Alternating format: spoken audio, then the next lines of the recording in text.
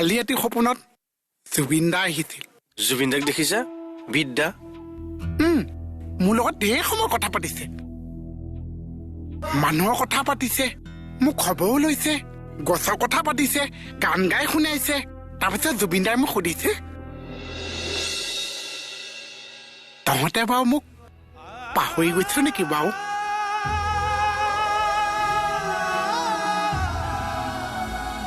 মই কৈছো আমি আপোনাক নাপাহৰিছো দাদা।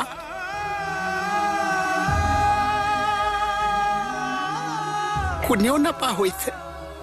তাৰপিছতে জুবিন দা যাবলৈ ওলাইছে।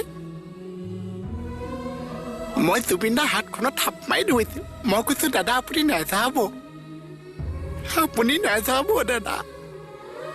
জুবিন দাই ধুনীয়াকে হাঁহি এটা মাৰি কৈছে, মাজে মাজে মই আহি থাকিম, তহঁতে বেছি চিন্তা কৰি নাথাকিবি।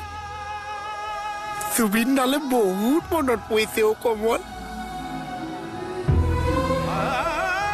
বহুত মনত পৰিছে।